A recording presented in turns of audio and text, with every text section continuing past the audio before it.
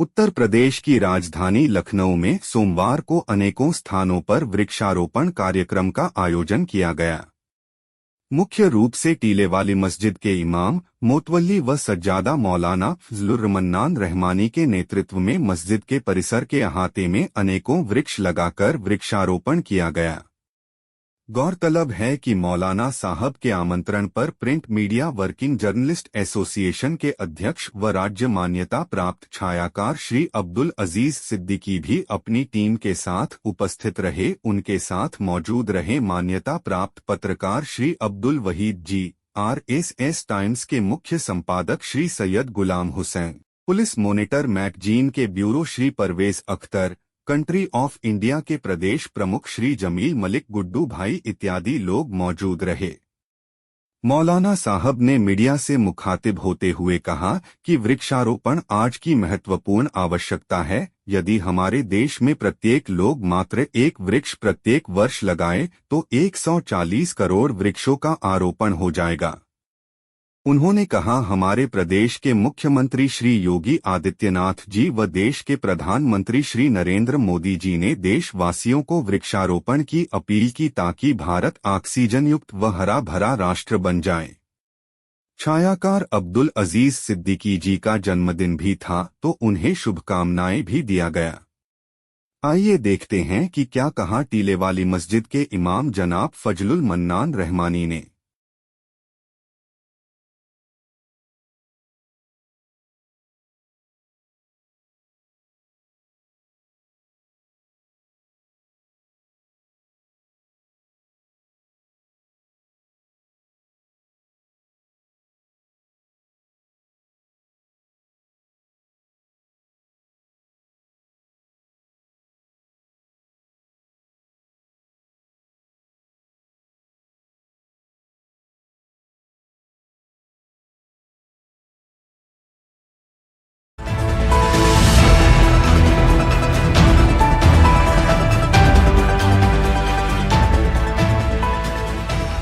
टीले वाली मस्जिद के इमाम हजरत सैयद फजलुल मन्नान रहमानी साहब के नेतृत्व में पेड़ लगाए गए।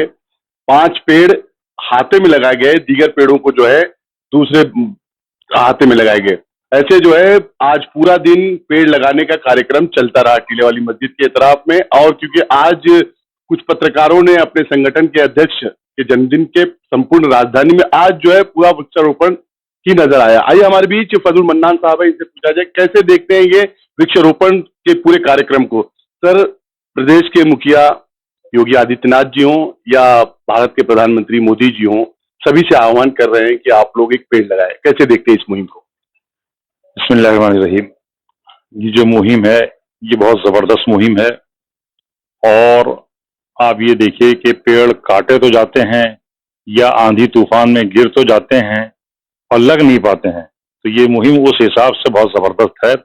और मैं ये समझता हूँ कि अगर एक एक पेड़, अगर फैमिली जैसे है, फैमिली वाइज जितने बच्चे हों और घर में जितने भी मेंबर्स हों, उस संख्या जितनी हो उस हिसाब से अगर पेड़ लगाए जाएं तो 1 अरब 40 करोड़ पेड़ एक दिन में लग सकते हैं। 140 करोड़ पूरा लग सकते हैं। और हर तरह से आप ये देखिए कि जो गर्मी पड़ रही है, जो वातावरण जो ये इस तरह का है, तो पर्यावरण न होने की वजह से, पेड़ कटने की वजह से गर्मी की शिद्दत बढ़ रही है और कहीं साया नहीं रह गया है। पहले के दौर में हर जगह पेड़ हुआ करते थे। लोग जो मुसाफिर थे वो अपने घरों से निकलते थे तो वो साये में ही रुक के अपना खाना पीना खाते थे, आराम करते थे। अब आजकल पेड़ कटने की वजह से पेड़ दिखते ही नहीं है। और अब जो हाईवे बन गए हैं उनमें तो पेड़ कहीं नजर ही नहीं आते हैं।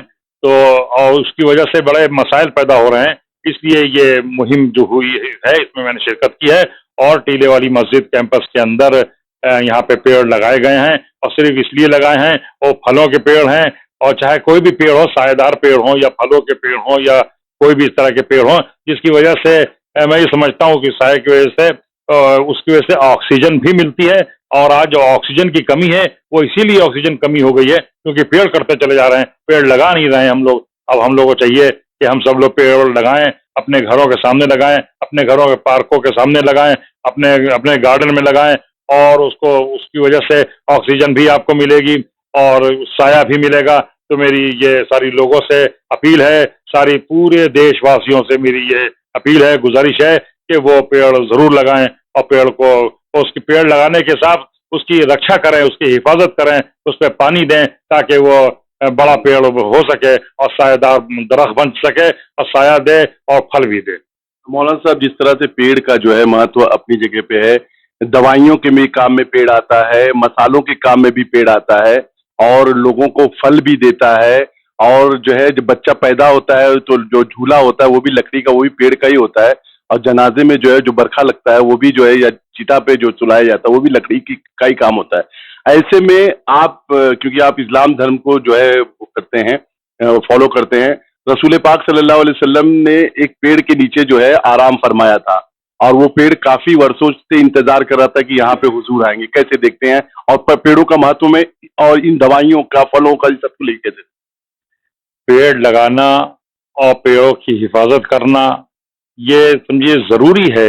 आज अब तो पहले के दौर में भी जरूरी थी और आज तो और जरूरी है क्योंकि गर्मी की शिद्दत बढ़ चुकी है और जो हमारे वाहन होते हैं, व्हीकल्स होते हैं, उसकी गर्मी होती है और एसी हर घर में लगे हुए हैं, उसकी गर्मी होती है। तो उसकी वजह से गर्मी की शिद्दत को कम करने के लिए हमको तो पेड़ लगाना ही चाहिए और सबसे बड़ी बात उससे ऑक्सीजन मिलती है।